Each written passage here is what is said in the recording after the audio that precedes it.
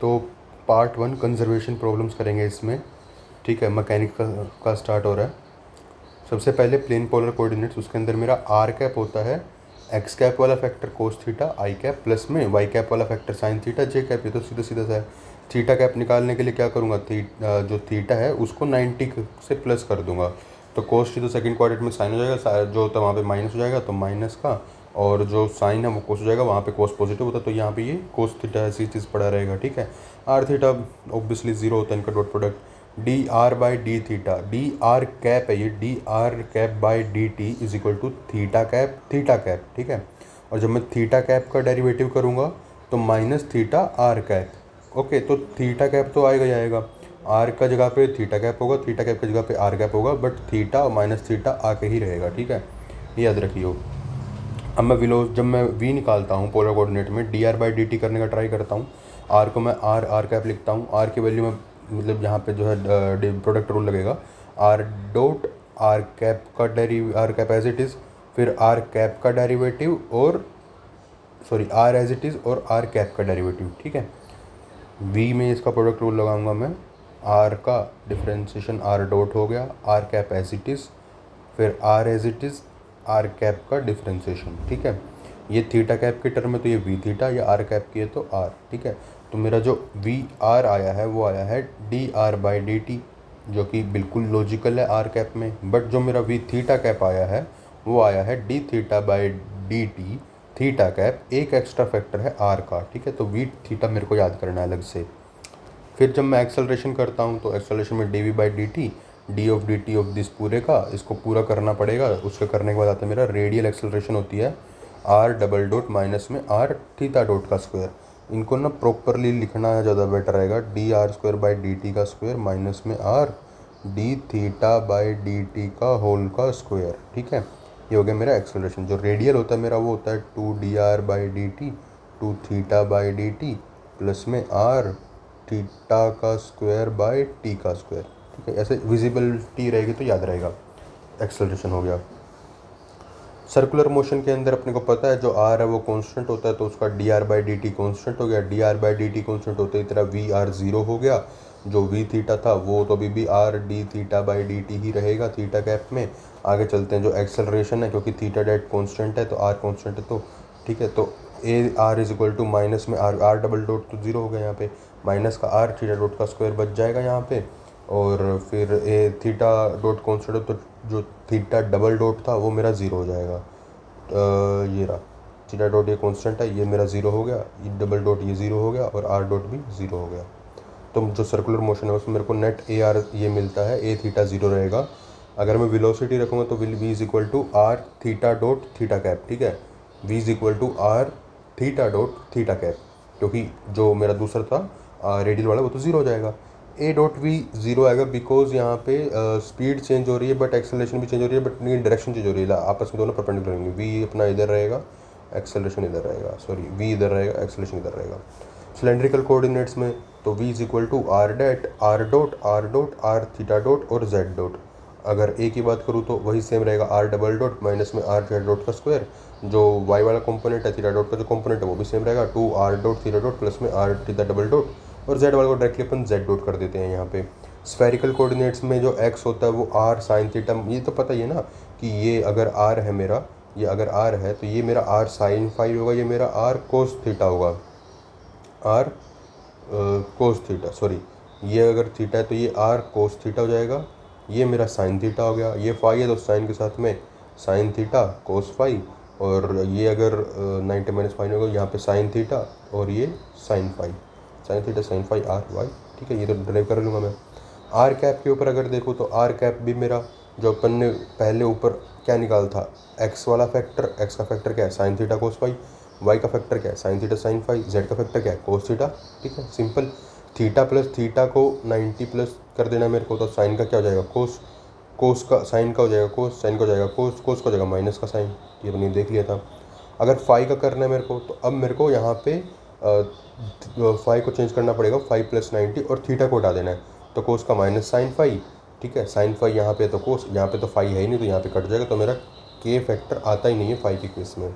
ये कभी नहीं आने वाले पेपर में, लेकिन अपने इसको छोड़ दे। ये अपने उससे भी आता है ना कि v is equal to R dot R cap, फिर R theta dot theta cap और फाइव डॉट फाइव कैप, यहाँ पे 1 आ जाएगा। तो 1 R sine theta, R dot R cap, theta dot theta cap, five dot five cap, ये मेरे वो वेरिएबल्स रहेंगे जो मेरे ये हैं, ये मेरे H1 H2 H3 कंपोनेंट्स आ गए। अब न्यूटन का जो फर्स्ट लॉ था इनर्शिया था, इनर्शियल फ्रेम कौन सा होता है जिसमें जो रिलेटिव एक्सेलरेशन जो होती है किसी के रिस्पेक्ट में ज़ीरो होती है, ठीक है। इनर्शिया में इनर्शिया होता है, वो चल नहीं रहा होता, अगर चलेगा तो इनर्शिया निकल जाएगा उसका। Assuming frame to be inertial, ये अपन को एज्यूम करना पड़ता है क्योंकि न्यूटोनियन लॉ लगा रहे हैं हम, ये लिखना पड़ेगा मेरे को। थर्ड लॉ जो है not valid upon velocity dependent interaction non central magnetic force, जैसे जो होता है थर्ड लॉ एप्लीकेबल नहीं होता नॉन सेंट्रल फोर्सेस के ऊपर, ठीक है। अगर मैक्सिमम स्पीड ऑफ बॉडी की बात करें तो वो टर्मिनल वेलोसिटी होगी, टर्मिनल वेलोसिटी मैक्सिमम वेलोसिटी होगी, वहाँ पे एक्सेलरेशन जीरो हो जाएगा। क्यों? क्योंकि v dv by D T max हो जाएगा, वहाँ पे एक्सेलरेशन जीरो हो जाएगा। विस्कस फोर्स अपन माइनस सी भी रखते हैं, स्टोक्स थ्योरम की वजह से अपना जो सी आता है वो आता है 6 pi R eta, 6 pi R eta, eta pi R नहीं 6 pi R eta, 6 pi R ईटा, ठीक है, 6 पाई आर ईटा। जो टर्मिनल वेलोसिटी होती है एक्सेलरेशन जीरो हो जाता है, बता दिया। कंक्लूजन में मैं ग्राफ लिखता ही लिखता हूँ, ठीक है। न्यूमेरिकल वैल्यू का सिग्निफिकेंस सिर्फ ऑप्टिक्स में बताना है, ऑप्टिक्स के बाद फिर मेरे को किस में बताना है, ऑप्टिक्स के बाद मैं किस में बता सकता हूँ, ऑप्टिक्स के बाद क्वांटम में नहीं बता सकता, न्यूक्लियर पे बता सकता हूँ, ठीक है, न्यूक्लियर में बता सकते हैं अपन, एक ऑप्टिक्स एक न्यूक्लियर, इनमें अपन न्यूमेरिकल सिग्निफिकेंस बता सकते हैं। ग्राफ तो बनाएंगे पैरामीटर वेरिएशन किसी में बना देंगे, ठीक है, किसी में ग्राफ बना देंगे, किसी में 1 बाई लैम्डा उसका वेरिएशन दिखा देंगे। फिर लेक्चर 3 न्यूमेरिकल होगा जो कि मेरा मोस्टली उसी में काम आएंगे। तो delta R is equal to R cap by R और delta 1 by R is equal to minus R delta R, ये मैंने मॉडुलस है, ठीक है। तो डेल्टा आर, आर को मैं क्या लिखूँगा, R vector divided by R cap, ये मेरा मोड होता है नहीं, R cap into R cap होता था R vector divide by R, तो मैंने ठीक ही लिखा था यार, R vector divided by R cap, ठीक है। तो इसको मैंने ये रखा, तो आर कैप मैंने बाहर ले लिया, 1 बाई आर कैप का 1 by R as it is लिख लूँगा मैं। 1 बाई आर का यहाँ पे माइनस का 1 आर की पावर 3 आता है, ये इंपॉर्टेंट है बस, इधर आर की पावर 3 आता है, ठीक है। वर्क डन होता है मेरा F dot D R, power होता है work done per unit time, तो एफ डॉट वी हो जाता है। यहीं से वर्क एनर्जी थ्योरम क्या बोलती है कि जो टोटल वर्क होता है वो चेंज इन काइनेटिक एनर्जी होता है, अगर तुम्हारा कंजर्वेटिव फोर्स हो तो, या फिर नॉन कंजर्वेटिव हो तब भी चल जाता है मेरे ख्याल से। तो ये कंजर्वेटिव के अंदर क्या होगा, यहाँ पे जो ये पोटेंशियल एनर्जी के इक्वल आ जाएगा, बट ठीक है। अगर कोई भी थ्योरम है तो total work done is equal to kinetic energy, ये तो कोई भी नहीं है, तो हर एक उसमें वैलिड है, चाहे वो कंजर्वेटिव चाहे नॉन कंजर्वेटिव, चाहे एक्सटर्नल हो चाहे सूडो हो। तो प्रूव करने के लिए एफ डॉट डी आर कर दिया मैंने, एफ यहाँ पे D V by D T into में डी आर, एम यहाँ से बाहर आ गया, मोमेंटम के टर्म्स में लिखा मैंने। तो अब इसको यहाँ पे मैंने चेंज कर दिया इसको लेके कि वी डॉट डी वी हो गया ये, और वी डॉट डी वी को मैं यहाँ पे हाफ एम वी बी का स्क्वायर, क्योंकि वी स्क्वायर बाई 2 आ गया सीधा सीधा यहाँ पे। तो ये आ गया मेरा चेंजिंग काइनेटिक एनर्जी सिंपली, चलेगा। फिर लेकिन जो अगर ये कंजर्वेटिव फोर्स की बात करूँगा सिर्फ, तो वहाँ पे डी डब्ल्यू जो है ये माइनस डी हो जाता है, इसलिए कंजर्वेटिव फोर्स के अंदर चेंज इन जो है कंजर्वेशन ऑफ मैकेनिकल एनर्जी आ जाता है, जहाँ पे मेरा जो total change in potential energy है वो मेरा total change in kinetic energy बन जाएगा, ठीक है। अब अगर फोर्स देखूँ मैं तो पाथ इंडिपेंडेंट फोर्स है मेरी, तो वो कंजर्वेटिव होगी। कंजर्वेटिव फोर्स कौन सी होगी, जो पाथ इंडिपेंडेंट होगी, ये कंजर्वेटिव बंदा है, ठीक है, ये इंडिपेंडेंट नहीं करेगा किसी को, कंजर्व है ये, ठीक है, तो ये पाथ इंडिपेंडेंट होगा। जो नॉन कंजर्वेटिव बंदा होता है वो किसी पे डिपेंड होता है ऑब्वियसली, जो कंजर्वेटिव है उसको पता है कि भाई वो खुद पे ही होगा, तो इसलिए वो इंडिपेंडेंट होगा, ठीक है। कंजर्वेटिव के लिए अपन एडिशनली क्या करते हैं, लाइन इंटीग्रल जीरो कर देते हैं। जो नॉन कंजर्वेटिव होती हैं वो मोस्टली वेलोसिटी डिपेंडेंट होती हैं, जैसे विस्कस फोर्स हो गया, ड्रैग फोर्स हो गया, फ्रिक्शन फोर्स हो गया, सारी मेरी वेलोसिटी डिपेंडेंट है। फ्रिक्शन फोर्स और वेलोसिटी कैसे है, बिकॉज वो काइनेटिक फ्रिक्शन की बात होती है, यहाँ पे हीट निकलती है। लेकिन जो कंजर्वेटिव है यहाँ पे हीट नहीं निकलता, ये कंजर्व रहती हैं। सेंट्रल फोर्स हो गया, इलेक्ट्रो, ग्रेविटी, स्प्रिंग, ये सारी सारी मेरी कंजर्वेटिव फोर्स है, ठीक है। इलेक्ट्रो, सेंट्रल फोर्सेस, ग्रेविटी, क्योंकि आर पे डिपेंड करती है, कंजर्वेटिव पाथ इंडिपेंडेंट है, ठीक है। फिर इन conservative force system, conservative system की अगर बात करता हूँ मैं, तो यहाँ पे डब्ल्यू टोटल टी, ये तो हमेशा ट्रू है मेरा। अब नॉन कंजर्वेटिव की वजह से वर्क डन जीरो हो गया, एक्सटर्नल वर्क डन है नहीं, सूडो वर्क डन जीरो, तो delta T is equal to minus delta U होता है, इसको इधर लेंगे मैं, तो delta T plus delta U which is net energy and it is zero, which simplifies की जो मैकेनिकल एनर्जी है मेरी वो कंजर्व रहेगी अगर मेरे पास कंजर्वेटिव फोर्स ही होती है। तो नॉन कंजर्वेटिव जीरो हो गई, एक्सटर्नल फोर्स लगाई नहीं, सूडो फोर्स है नहीं क्योंकि एक्सटर्नल नहीं है, तो सब कुछ जीरो हो गया। एंड सिंपली मेरा आंसर डब्ल्यू कंजर्वेटिव को माइनस डेल्टा यू लिख देता हूँ तो ये आ जाता है। फिर मेरा ग्रेविटेशनल फोर्स जो है इसके लिए कंजर्वेटिव फोर्स के लिए प्री कंडीशन क्या है, F is equal to minus का डेल फाई या फिर del cross F is equal to zero. एक ही बात तो भैया ये अपन देख चुके हैं वहाँ से, ठीक है। तो D W F dot D R होता है, एफ को मैंने माइनस का डेल फाई जो यहाँ से था ये मैंने पुट कर दिया डॉट डी आर, तो ये आ गया ये आ गया ये आ गया। इसको मैंने टोटल डी फाई ही लिख दिया यहाँ पे, डी आर उसके टर्म्स में करूँगा तो मैं डी फाई आ जाएगा मेरा। अगर डी फाई आ गया तो इसको मैं पोटेंशियल मान लेता हूँ, तो D W equal to minus D U. ये प्रूव करना पड़ेगा मेरे को ये करने से पहले, तो ये करके दिखा दिया, ठीक है। D W is the work done by external conservative force, D you is the change in potential energy. Conservative force में मेरे को 4 पॉइंट लिखने हैं। पहला डेल क्रॉस एफ जीरो है, तो फिर यहाँ पे मैं एफ को माइनस डेल फाई वेक्टर यानी कि F is equal to minus del U vector लिख सकता हूँ। अगर डेल क्रॉस एफ जीरो है तो मेरा एफ डॉट डी आर भी जीरो होगा, और जो है इसकी वजह से कंजर्वेटिव फोर्स की वजह से जो है मेरा टोटल एनर्जी कंजर्व रहेगा, मैकेनिकल एनर्जी बेसिकली, ठीक है। ये हो गया। अब आ जाते हैं अपन आगे मोमेंटम्स के ऊपर, सेंटर ऑफ मास सिस्टम के ऊपर, ठीक है। तो अब आगे मेरे पास यहाँ पे सेंटर ऑफ मास है, तो आर सेंटर ऑफ मास मेरे को पता है आर इंटू में डी एम जो सेंटर ऑफ मास है उसके अंदर मास को हम वेरी कर देते हैं, यहाँ पे मास मेरा डी एम में रहेगा, ठीक है। एक्सेलरेशन इज अगेन m1 ये तो पता ही है, R C M is equal to summation कर दूंगा, नीचे सम कर दूंगा। अगर इंटीग्रल ले लूँगा तो यहाँ पे ये डी एम बन जाएगा, और यहाँ पे इंटीग्रल लूँगा तो ये डी एम, ये भी डी एम ही बनेगा, बट ये मास बन जाएगा टोटल, ठीक है। यहाँ पे कोई वेरिएशन फैक्टर नहीं है। सेंटर ऑफ मास निकालता हूँ मैं, तो सबसे पहले D M lambda D L रखना पड़ता है मेरे को, लीनियर उसके लिए लेंगे तो सिग्मा डी ए रखना पड़ेगा, अगर सरफेस डेंसिटी होगा तो रो डी वी रखना पड़ेगा, अगर मेरे पास वॉल्यूम एलिमेंट होगा तो। डी एल की वैल्यू को अब अगर मेरे को डी एल लिखना है उसके अंदर इसके लिए सर्कुलर के लिए, तो D L will be R D theta, L R theta, ठीक है, L R C L R theta. Now semi ring के लिए क्या करूँगा मैं, सेमी रिंग के लिए मेरा लैम्डा क्या होगा, mass divide by total length कितनी है सेमी रिंग की, पाई आर, और Y is equal to R into में साइन थीटा। ये अगर ये है कोस थीटा में तो अपना नहीं हो सकता, तो इसको मैंने मान लिया थीटा, तो ये कोस वाला तो खत्म हो गया, साइन की तरफ भी होगा मेरा, ठीक है। एक छोटा सा एलिमेंट मैंने वहाँ पे लिया, तो Y is equal to R theta. अब यहाँ से मैं कैसे निकालूंगा इसके बाद, अगर मेरे को निकालना है भाई, तो Y C O M is equal to 1/m D M into में वाई मेरे को पता है आर साइन थीटा लिखा, डी एम का मेरे को पता है लैम्डा इंटू में आर डी थीटा, लैम्डा की वैल्यू रखी, आर डी थीटा रखा, डिवाइड बाई टोटल मास, ठीक है। ये सब कट जाएगा, pi R square by 2, R से आर कट गया था यहाँ पे। ये जो है इसके बाद हम डिस्क की बात कर रहे हैं, ये यहाँ से तो मेरा सेमी रिंग का आ जाएगा, ठीक है। सेमी रिंग का ये याद रखना पड़ेगा, मैंने शायद निकाल रखा है, हाँ ये रहा, निकाल के आता है मेरा 2r by pi semi ring का, 2r बाई पाई आता है सेमी रिंग का, ठीक है। और जो डिस्क का आता है वो आता है 4r बाई 3 पाई, तो 2/3 का फैक्टर एक्स्ट्रा ऐड हो जाता है मेरी डिस्क के केस में। अब डिस्क में मैं सिग्मा लूँगा m by pi R square by 2, D A यहाँ पर लूँगा मैं पाई आर डी आर, ठीक है। डी ए क्या लूँगा पाई आर डी आर, ये इंपॉर्टेंट है। यहाँ पे तूने रखा pi R sorry m divide by this, into में डी ए तूने ले लिया R D theta, okay, into में यहाँ पे 2r बाई पाई तूने इसकी रिंग की मदद से लिया है, 2r बाई पाई। रिंग नहीं होता तो फिर तो डिस्क भी नहीं बना पाता, ठीक है। रिंग से ही डिस्क का निकलेगा, ये भी याद रखना। तो ये काफ़ी इंपॉर्टेंट पॉइंट है तेरा पे देख लियो इसको। फिर तूने 0 से r, नीचे भी 2m डिवाइड बाई आर का स्क्वायर, आर डी एम नीचे करने तू डायरेक्टली मास लिख सकता है, बट तूने मास लिखा, यहाँ पे आर डी आर रखा, और शायद यहाँ पे D theta is equal to 0 से 2 पाई भी आएगा, और वो कैंसिल हो जाएगा ऊपर नीचे, शायद नहीं आएगा, नीचे 2 पाई भी आएगा, और पाई यहाँ पे रहेगा अभी तभी। तो 4r by 3 pi is the final answer may be. Momentum conservation देखते हैं यहाँ पे। तो मोमेंटम कंजर्वेशन कब होती है, जब मेरा नेट फोर्स जो होता है जीरो होता है, तो D P by D T is equal zero हो गया, तो change in something is equal to zero, which means final is equal to initial. Conservation जो है लैब फ्रेम से सेंटर मास फ्रेम में प्रूव करने के लिए, अगर मैं कोई भी अगर बॉडी है उसका कोऑर्डिनेट लिख रहा हूँ बॉडी का सेंटर मास के रिस्पेक्ट में, ठीक है, तो वो होगा बॉडी माइनस में centre mass, body minus centre mass. तो अगर मैं उसका आर वेक्टर लिख रहा हूँ तो r1 R of body, R of 1 minus में R C O M, R1 COM, R C O M की वैल्यू पुट कर दी मैंने यहाँ पे।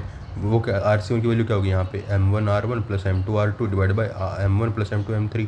तो अभी M1 M2 से मल्टीप्लाई हो जाएंगे, तो M1 R1 minus M1 R1 ही तो कट जाएगा, M2 R1 माइनस में M2 R2 होगा, M2 को मैं बाहर निकाल लूँगा, R1 माइनस R2 ही बचेगा यहाँ पे। तो M2 R1 माइनस R2 ऐसे चलता रहेगा, R1 माइनस Rn, और मास जो है M1 ही टोटल आएगा। तो R1 COM is M2 R12 1 nRn divide by mass m। Velocity लिखूँगा जब मैं तो m2 v12 m3 v13 mn v1n। Acceleration लिखूँगा तो m2 a12 व a13। तो मेरे को ये सारी एक्सेलरेशन पहले एक पार्टिकल के टर्म्स में, एक पार्टिकल के रिस्पेक्ट में निकालनी पड़ेगी, तब जाके निकलेगा, ठीक है। काइनेटिक एनर्जी अगर एल फ्रेम में निकालूंगा, ये आ गया this is equal to centre frame के अंदर और सेंटर ऑफ मास के, सेंटर फ्रेम के अंदर v1c और vcom, ठीक है। v1c यहाँ पे तो पुट कर देगा, तो उससे भी मोमेंटम के टर्म्स में भी निकाल सकता हूँ मैं। But kinetic energy of lab frame is equal to centre of mass की प्लस में सेंटर ऑफ मास फ्रेम में जो काइनेटिक एनर्जी है, ठीक है। लैब का ये पूरा फ्रेम है, लैब का पूरा फ्रेम है, इसके अंदर जो काइनेटिक एनर्जी आ गई वो कैसे लिखूँगा मैं, सेंटर ऑफ मास की जो एनर्जी चल रही है प्लस में सेंटर ऑफ मास के फ्रेम पे जितनी भी एनर्जी होगी वो, ठीक है। इसीलिए मेरे को ये सब कुछ लिखना पड़ेगा। अब आगे है variable mass system. Variable mass system में मास वेरी करता है, as simple as that. F is equal to D P by D T, P को एम डी वी रखा तो एम डी वी प्लस में V D M by D T आता है single particle के लिए। अगर मैं मोमेंटम कंजर्वेशन कर दिया मैंने वहाँ पे, तो F is equal to V minus U D M by D T, ये अपने काम का है नहीं, इतना पेपर में आएगा तो देख लेंगे। तो डेल्टा पी आता है मेरा वी डेल्टा एम, अगर मेरा कॉन्स्टेंट वेलोसिटी है तो मेरा डी वी जीरो हो जाएगा, तो V D M by D T करना है यहाँ पे। Rocket motion is the important. Rocket motion में क्या होता है मेरा, d P by D T is equal to M D V by D T plus का mu d M by D T. ये म्यू कहाँ से आ गया, ठीक है, और यहाँ पे अगर एम ले रहा हूँ तो ये वाला एम कहाँ से आ गया, तो अब ये देख लेता हूँ मैं, ठीक है। तो सबसे पहले इनिशियल मोमेंटम लिखता हूँ मैं। इनिशियल मोमेंटम क्या होता है मेरा, टोटल मास जो रॉकेट का मास है, डेल्टा एम जो मेरा फ्यूल भर रखा है जो कि कम होता रहेगा, ऊपर जा रहा हूँ मैं, तो इनिशियल मोमेंटम में डेल्टा एम ले लिया मैंने, वी ले लिया, ठीक है। फाइनल मोमेंटम क्या होगा मेरा, फाइनल मोमेंटम में डेल्टा एम जो वेलोसिटी है, थोड़ी सी रॉकेट की वेलोसिटी डेल्टा वी से बढ़ जाएगी मान ली, तो वेलोसिटी डेल्टा वी से बढ़ गई, इसका मोमेंटम ही आ गया। प्लस में जो फ्यूल होगा उसकी वेलोसिटी, जो टोटल वेलोसिटी होगी वो, प्लस में जो उसका एग्जॉस्ट होगा और थोड़ा सा डेल्टा वी जो रॉकेट का भी बढ़ा था वो, तो V plus U plus delta V, ठीक है। ये यू क्या मेरा एग्जॉस्ट वेलोसिटी है, डेल्टा एम में वो भी होगा, वो भी उस वेलोसिटी से यूज मूव करेगा, ठीक है। तो अब तूने यहाँ से पी एफ माइनस में पी आई लिखना था बेसिकली, तो एम बी एम में सब कट जाएगा, d V by D T बचेगा, बाई डी टी करना है, यहाँ पे d M by D T बचेगा, d V by D T होगा वो कैंसिल हो जाएगा, तो M D V by D T minus में u D M by D T, क्योंकि जो d M by D T है ये किसका होगा, जो change in mass of rocket जितना चेंज हो रहा है वही यहाँ पे माइनस का आएगा, तो वी इनिशियल रेशो। जब मैं फ्री स्पेस लिखता हूँ तो वहाँ पे फोर्स नहीं होती, मेरी फोर्स नहीं होती, तो यहाँ पे D V by D T zero हो जाएगा, ठीक है। तो d V by D T u D M by D T, तो V is equal to V naught plus में u is exhausting velocity, L N mass of final divide by mass of initial. Initial is the total mass plus में rocket का mass, और ऊपर is rocket का मास only, ठीक है। अगर gravity भी होती भैया यहाँ पे, तो F is equal to M G हो जाता, अब is equal to M D V by D T minus का u D M by D T, ठीक है। D V by D T is the acceleration, तो V is equal to V naught plus में G T plus में u, same to same ऐसा रहेगा। D M by D T is the fuel consumption also, D M by D T is the fuel consumption, तब ये अपन ने इसको negative sign दिया था, ये अपन को पता है। You is the exhausting velocity. अगर कोलिजन के अंदर भी अपन जो है कंजर्वेशन मोमेंटम यू अप्लाई करेंगे, पहला कंजर्वेशन मोमेंटम अप्लाई होगा हमेशा की हमेशा में, ठीक है। कंजर्वेशन ऑफ एनर्जी अप्लाई होगा सिर्फ और सिर्फ इलास्टिक के केस में। अगर इलास्टिक नहीं है, इन इलास्टिक है, तो हम ई का यूज़ करेंगे, E is equal to delta V divide by delta U. Delta V is diverging V two minus V one, and delta U is converging V one U one minus U two, ठीक है। Converging ऐसे हो जाएगा। अब मैं we one निकाल सकता हूँ, वी टू निकाल सकता हूँ, बट मैं नहीं याद करूँगा, मैं तो निकालूंगा पेपर में जाके, ठीक है। अगर ज़रा याद भी रखने का मन है तो m1 m2 total m plus में v1 के केस में m1 minus m2 u1 delta m u1 plus में 2 m2 u2, यहाँ पे डेल्टा m u2 प्लस में 2 m1 u1, यहाँ पे v2 m1 v1, यहाँ पे ये इसको ऐसे लिख सकता हूँ क्या मैं, देखिए एक बारी, डेल्टा m u1 प्लस में 2 ऑफ p2i है ना, और ये हो जाएगा delta M U two plus में 2 p1i, ठीक है, हो गया। अब इसके बाद मेरा ओब्लिक इलास्टिक कोलिजन आता है लैब फ्रेम के अंदर, ठीक है। ओब्लिक के अंदर बहुत सारे एजम्पशन होंगे, बट अपन को कोई दिक्कत नहीं है। पहला एजम्पशन तो यहाँ पे प्रूव करने के लिए ये कि ये मेरा जो मास है रेस्ट पे है, दूसरा, ठीक है, रेस्ट पे हो गया, फिर दोनों चल पड़ेंगे अपनी अपनी वेलोसिटी से, एक θ1 एंगल पे जाएगा, एक θ2 पे जाएगा। जो θ1 होता है उसको मैं स्कैटरिंग एंगल बोल देता हूँ बाय टर्मिनोलॉजी, θ2 में रिकॉइल एंगल बोल देता हूँ, क्योंकि ये m2 जो था रेस्ट पे था तो ये चलेगा थोड़ा बहुत, तो ये रिकॉइल के उसमें चलेगा, बोलने की बात है, ठीक है। अगर दोनों का मास दूसरा, यहाँ पे कंजप्शन क्या आ गया, पहला ऑप्शन रेस्ट पे था, दूसरा ऑप्शन दोनों का मास भी इक्वल ले लिया। दोनों का अगर मास मैंने इक्वल ले लिया यहाँ पे, तो v1 by v2 Y axis में कंजर्व करूँगा मोमेंटम, तो v1 is equal to sine theta 2 या फिर v1 sine theta 1 is equal to v2 sine theta 2, mass दोनों का इक्वल कट जाएगा, वाई एक्सिस में कंजर्व कर लिया मैंने। फिर मैं एक्स एक्सिस में लिखूँगा तो एक्स एक्सिस में मेरा क्या होगा, एक्स में तो मेरा चल रहा था m1 u1 is equal to m1 v1 cos theta 1 plus m2 v2 cos theta 2, m1 सबसे कट जाएगा m वगैरह, ठीक है। तो यहाँ से मेरे को क्या मिलता है कि एक्स एक्सिस से मैंने कंजर्व किया और मैंने काइनेटिक एनर्जी भी साथ में कंजर्व करी, काइनेटिक एनर्जी और एक्स एक्सिस कंजर्व करने के साथ मेरे को मिलता है v1 by v2 is equal to cos theta 1 cos theta 2 divide by sines cos theta 1। याद करने की जरूरत नहीं है मेरे ख्याल से, डिराइव कर लेते हैं अपन इसको, इससे कर लेते हैं, साइड में लिखने की क्यों जरूरत पड़ेगी। तो m तो कट जाएगा मेरा साथ में, तो पहले मोमेंटम लिखा u1 v1 cos theta 1 plus में v2 cos of theta 2, m वहाँ से कट जाएगा, हाफ भी कट जाएगा, u1 का स्क्वायर v1 का स्क्वायर कोस स्क्वायर थीटा 1 प्लस में v2 का स्क्वायर कोस स्क्वायर थीटा 2, ठीक है।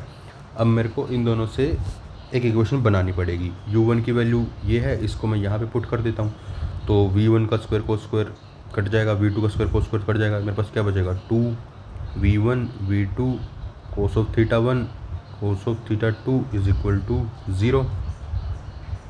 ये तो गड़बड़ हो गई, सब कुछ ज़ीरो हो गया। देवा ये मिस्टेक कैसे कर सकता है यार तू, जो एनर्जी होगी उसमें थोड़ी कंपोनेंट आएंगे थीटा वाले भैया, है ना। तो फिर ये हो जाएगा यहाँ से, अब मैं u1 की वैल्यू यहाँ से एग्जैक्टली पुट कर सकता हूँ, कोई दिक्कत वाली बात नहीं है।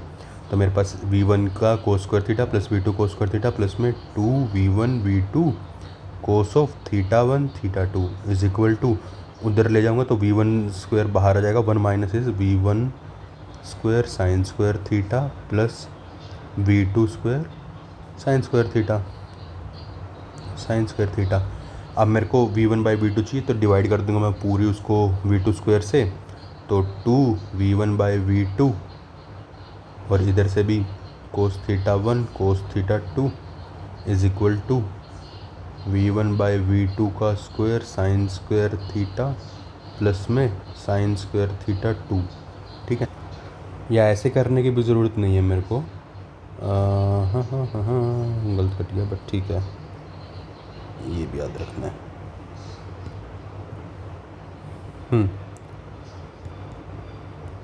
इधर मैं सीधा इसको यूज़ कर सकता हूँ, ठीक है। मेरा जो v2 साइन थीटा 2 होता है वो होता है मेरा v1 साइन थीटा 1, ठीक है। तो यहाँ से 2v1 साइन थीटा जाए तो मैं सीधा इधर रिजल्ट पे पहुँच जाता हूँ। अब याद समझ में आ गया, ओ फक, ठीक है। हाँ मुश्किल से हो गया लेकिन हो गया। तो अब ये आने के बाद मेरा v1 बाई v2 की ये आ गया वैल्यू, ठीक है। और v1 बाई v2 तो ये भी था, इन दोनों को मैंने इक्वेट कर दिया, साइन थीटा 1 कट गया, तो एक साइन थीटा 1 यहाँ पे गया, एक टेन थीटा 1 यहाँ पे आ गया, तो मेरे पास मिल गया tan theta 1 tan theta 2 is equal to 1, which means कि theta 1 plus theta 2 is equal to pi by 2। ये मेरे को याद रखना पड़ेगा कि इन दोनों का जो सम है वो पाई बाई 2 आएगा। अगर यहाँ पे 0 आ जाता मैं उससे भी कर लेता, बट वो नहीं आएगा ऑब्वियसली वहाँ पे 0, तो theta 1 plus theta 2 is equal to pi by 2 से ही होगा ये। दूसरा केस क्या होगा, अगर मेरा m2 बहुत बड़ा है m1 से, यानी और मेरा m2 रेस्ट पे भी है, तो जो मेरा v2 है वो 0 ही होगा, थीटा 2 मेरा 0 ही होगा। अगर थीटा 2 0 होगा तो मेरा थीटा 1 90 से चला जाएगा ये, ठीक है। बट ये इसमें अप्लाई नहीं होगा बिकॉज ये जो है मास सेम रखा है मैंने, यहाँ पे मास इक्वल नहीं है, तो उस केस में अपने को निकालना पड़ेगा, बट क्या पता वो रिबाउंड ही मार जाए। Collision in the centre mass frame system, ये थोड़ा सा डिफ़िकल्ट लगता था बट ईजी है। अब देख इसमें क्या होगा, जो मोमेंटम है सिस्टम का with respect to centre mass is always 0। तो सेंट्रो मास मैंने लिखा m1 v1 plus m2 v2 divide by m1 m2। फिर अगर मैं सेंट्रो मास की बात करता हूँ तो m2 v12 divide by total m, v2c लिखता हूँ मैं, तो v2c क्या आएगा मेरा, v1c में तो मैंने m2 ले लिया करेक्ट, v2c में मेरे को m1 लूँगा मैं, m1 v2 माइनस में v1 ये होगा divide by m1 plus m2। अब माइनस बाहर निकाल लूँगा तो माइनस में आ जाएगा, ठीक है। फिर जो है मैंने यहाँ पे मोमेंटम कंजर्वेशन लगाया, m1 v1c प्लस में m2 v2c is equal to 0, M को मैं म्यू भी लिख सकता हूँ अगर दोनों का M1 M2 M3 अगर मेरे को V1 V2 की टर्म में लिखना है, क्योंकि यहाँ पे मेरा M2 ये आएगा वैल्यू, इसको मैं यहाँ पे रखूँगा, इसको यहाँ पे रखूँगा, तो मैं म्यू लिख दूँगा V12 इज इक्वल टू 0। यहाँ पे मैंने V12 बनाया जानबूझ के, मैंने यहाँ पे भी V12 बनाया जानबूझ के, तो म्यू से म्यू कट गया, तो जो है मोमेंटम कंजर्व रहेगा मेरा यहाँ पे। Momentum conservation M1 U1 is equal to minus का M2 U2, M1 V1 dash is equal to minus का M2 V2 डैश। जो डैश है मेरा ये मैं सेंट्रल फ्रेम की बात कर रहा हूँ, ठीक है। और उसमें क्या होता है, सेंटर फ्रेम के अंदर एक पॉइंट से देख रहा होता हूँ, तो जब जो इनिशियल पॉइंट है उसमें मेरे को दोनों पार्टिकल ऐसे दिखेंगे, फाइनल में उनकी डायरेक्शन चेंज हो जाएगी बट उनकी मेरे को सेम ही रहेगी, ठीक है। फाइनल में मेरे पास ये आएगा और इनिशियल में ये आएगा। Lambda is equal to M1 by M2, तो U2 dash is equal to lambda U1 dash, V2 dash is equal to lambda V1 dash, ठीक है। ये मोमेंटम कंजर्वेशन का मेथड ही है सेंटर ऑफ फ्रेम के अंदर, कि जब पार्टिकल आ रहे होंगे तो वो एक स्ट्रेट लाइन में एक दूसरे को अप्रोच करेंगे, सेंटर ऑफ फ्रेम से देखूंगा तो। जब पार्टिकल चले जाएंगे तो वो किसी और के अंदर में देखूंगा तो वो एक दूसरे को दूर जा रहे होंगे, मतलब ये इधर जा रहा होगा, ये इधर जा रहा होगा, ठीक है। इसलिए अपन इसको एक लाइन में अगर इनिशियली देखेंगे तो ये आएगा और फाइनल देखेंगे तो ये मिलेगा मेरे को, ठीक है। लैम्डा मान लेता हूँ M1 बाई M2, U2 की वैल्यू निकाल ली मैंने, U1 की वैल्यू निकाल ली। एनर्जी कंजर्वेशन अपना लगाना ही है, हाफ M U1 का स्क्वायर, U2 का स्क्वायर, V1 का स्क्वायर, V2 का स्क्वायर, M2 से मैंने डिवाइड कर दिया तो मेरा लैम्डा U1 का square plus U2 lambda V1 का स्क्वायर प्लस V2 की वैल्यू रखी, लैम्डा 2 की वैल्यू रख दी मैंने यहाँ पे, लैम्डा 1 U इसका स्क्वायर U1 U2, यानी कि मेरा जो मोड ऑफ U1 है वो मोड ऑफ V1 होगा, मोड ऑफ U2 होगा, मोड ऑफ V2 होगा, विच मीन्स कि सेंटर ऑफ फ्रेम के अंदर जब कोलिजन हो रहा होता है, इलास्टिक कोलिजन जब हो रहा होता है सेंटर ऑफ फ्रेम के अंदर, तो मेरा जो वेलोसिटीज़ है वो सेम रहती हैं, ठीक है, वो चेंज नहीं करती। मास चाहे कोलिजन हो जाए, मास सेम हो ना हो कोई फ़र्क नहीं पड़ता, ठीक है। मेरी जो वेलोसिटी है वो इंटरचेंज भी नहीं होती, वेलोसिटी सेम रहती है, ठीक है। U1 U1 से ही मूव करेगा, जो U2 है वो U2 से मूव करेगा, M2 U2 से मूव करेगा। स्कैटरिंग एंगल अगर मैं देखूँगा बोथ फ्रेम के अंदर, अब ये मेरा लास्ट टॉपिक है, इसके बाद फिर रदरफोर्ड आ जाएगा अगले में, ठीक है। तो अब मैंने जो है सेंटर ऑफ मास में वेलोसिटी निकाली थी वो था V1 माइनस में V1 डैश, जो मेरा सेंटर ऑफ मास फ्रेम का है, ठीक है। V1 माइनस में V डैश, V1 माइनस में V1 डैश, तो V1 की वैल्यू क्या आ गई यहाँ पे, V1 डैश प्लस में VCOM, करेक्ट। अब इसको मैं ऐसे देख रहा हूँ, ये मेरा सेंटर ऑफ मास फ्रेम है, ये आया, ये थीटा डैश में थे, ये U1 ये U2। अच्छा, वो जो था ये मेरा वन लीनियर ही था मेरे ख्याल से, ये U1 और फिर ये ऐसे V2 U2, ठीक है। इस केस में जब मैं सेंटर ऑफ मास फ्रेम की वेलोसिटी लिखता हूँ तो मैं क्या लिखूँगा, जो सेंटर ऑफ मास की वेलोसिटी है, V1 की velocity centre of mass frame के अंदर, अपन याद है ना V1C जो लिखा था, वो मैंने क्या लिखा था, V1C is equal to V1 minus का VC, ठीक है। तो जो V1 होगा मेरा V1C प्लस VC हो जाएगा। V1C मैंने यहाँ पे V डैश बोल रखा है, कोई कन्फ्यूज़न नहीं है अभी इसमें। तो V1 डैश ये गया, ये थीटा था, ये मेरा V1 था, ये मेरा VCOM ऐसे मूव कर रहा है, तो ये भी थीटा डैश हो गया। ये इसका इंटरप्रिटेशन है मेरा आगे। तो अब मैं यहाँ से इस फोटो से मैं tan θ1 जब लिखूँगा, tan θ1 क्या होगा मेरा, ये परपेंडिकुलर, या फिर जो है ऐसे लिखना पड़ेगा, मतलब V1 dash sine theta dash, V1 dash cos theta plus में VCOM, ये मेरा रिजल्टेंट है। जो मैं tan लिखता हूँ वो मैं इन दोनों कंपोनेंट्स के टर्म में लिखता हूँ। तो V1 का साइन थीटा कंपोनेंट, फिर V1 का कोस वाला और VCOM एज इट इज़, क्योंकि ये भी कोस में गिर जाएगा जाके, ठीक है। या फिर अपन इसका ऐसे लिख सकते हैं कि ये कोस में चला जाएगा इसके डायरेक्शन में और साइन वाला इसका ऐसे हो जाएगा मे बी, बट ऐसे याद रखना पड़ेगा। अगर मैं मेरा U2 जो मास है उसको रेस्ट पे ले लूँ, अगर इस मास को मैं रेस्ट पे कर दूँ तो क्या होता है, θ1 जो है θL है मेरा स्कैटरिंग एंगल लैब फ्रेम के अंदर जो देख रहे हैं, तो यहाँ पे θL रख दूंगा मैं। जो थीटा डैश है मेरा, ये सेंटर ऑफ मास फ्रेम का, इसको θC रख दूंगा आगे। तो हमको पता था जो सेंटर ऑफ मास फ्रेम के अंदर है वेलोसिटी सेम रहती है मेरी, मैग्नीट्यूड तो एटलीस्ट सेम रहता है, डायरेक्शन जो भी होगा देख लेंगे। तो जो मेरा VCOM आएगा मेरा, वो आएगा M1 U1 प्लस में 0 M1 by M1 plus M2, ठीक है। जो U1 है उसकी वैल्यू क्या आएगी, U1 is equal to VCOM centre of mass की वेलोसिटी प्लस में जो मेरा M1 है उसकी सेंटर ऑफ मास में वेलोसिटी। सेंटर ऑफ मास की वेलोसिटी अलग होगी, सेंटर ऑफ मास फ्रेम के अंदर M2 M1 की वेलोसिटी अलग होगी, ठीक है। तो ये मैंने पुट कर दिया यहाँ पे U1 की जगह पे, ये पुट किया मैंने, VCOM पढ़ाई था मेरा, VCOM लिख रखा है मैंने, ठीक है। तो यहाँ पे VCOM बाहर निकाल दिया, 1 माइनस में जो ये वाली टर्म थी एक्स्ट्रा ये इधर चली जाएगी, M1U1 प्लस M1 M2, और यहाँ से मैंने लिखा VCOM डिवाइड बाई M, ये जो बचेगा यहाँ पे M1 बाई M2 बचेगा, इसको मैंने ऊपर रख दिया यहाँ पे VCOM बाई U1, क्योंकि VCOM मेरे को नहीं पता है, मेरे को सिर्फ U1 की वैल्यू पता है, तो यहाँ पे मैंने U1 रखा। अब U1 V1 सब कुछ सेम था, तो इसको मैंने यहाँ पे पुट कर दिया, तो वो कट जाएगा। तो theta L is equal to sine theta C divide by cos theta C plus में M1 M2, अगर दोनों का सेम हो गया तो ये 1 आ जाएगा। अगर जैसे ही 1 आएगा यहाँ पे, तब मैं इसको ओपन कर सकता हूँ 2 कोस थीटा सी ये करके, tangent theta L is equal to tangent theta C by 2, तो theta L is equal to theta C by 2। अगर M2 ज़्यादा है M1 से तो सारी थीटा की वैल्यू पॉसिबल होंगी, बट अगर M2 छोटा हो गया M1 से तो यहाँ पे थीटा रिस्ट्रिक्ट हो जाएगा, because theta tangent theta L की वैल्यू पे रिस्ट्रिक्शन लग जाएगी। ओके, तो बस ये डायग्राम याद रखना है भैया, जिससे बनेगा V1 is equal to V1 की वेलोसिटी सेंटर मास फ्रेम में और सेंटर मास की वेलोसिटी। तो ये V1 आ गया, ये VCOM आ गया, यहाँ से कोई एंगल ले लिया मैंने θ1, जो ये मेरा थीटा है भैया, ये जो थीटा है ये मेरा लैब का एंगल है, ठीक है, क्योंकि लैब के फ्रेम में मैं V1 इसको देख रहा हूँ लैब के फ्रेम में। सेंटर मास के फ्रेम में देखूँ तो यहाँ पे थीटा डैश हो जाएगा, जो थीटा डैश होगा मेरा वो कैसे आएगा मेरा, वो आएगा इन दोनों वेक्टर्स की उसमें, ठीक है, इन दोनों वेक्टर्स के उसमें ये थीटा डैश है, तो इसका जो कोस कंपोनेंट होगा, या तो उसको कर लूँ मैं ऐसे, अब नहीं कर रखा मैंने, इसको ले रहा हूँ मैं V डैश वाले को जो ले रहा हूँ, तो V डैश का sine theta divide by V dash का कोस थीटा प्लस में VCOM, और यहाँ पे मैं VCOM का नहीं पता मेरे को, तो मैं VCM को पुट करूँगा। VCOM मेरा क्या आता है, M1 प्लस M2 इंटू में U1, तो यहाँ से U1 V1 ये सब कुछ सेम है तो ये कट जाएंगे, और फिर M1 प्लस M2 ही बचेगा और कुछ नहीं बचेगा पूरी दुनिया में। अब ये कैसे निकालना है ये याद रखना, मेरे को VCOM निकालना पड़ेगा, VCOM लिख के ही निकालूंगा, ऑब्वियस सी बात है, VCOM लिखूंगा, ये करूँगा, फिर यहाँ पे जो U1 की वैल्यू निकाली थी U1 की वैल्यू पुट कर दूँगा, और फिर इसको इधर उधर करके अपना ये रिलेशन निकाल लूँगा, tan थीटा की वैल्यू आ गई और ये आ गया, तो ये मेरा ख़त्म हो गया। इसके बाद फिर हम करेंगे रदरफोर्ड और रोटेटिंग वेक्टर और थोड़ा सा सेंटर फोर्स मोशन का।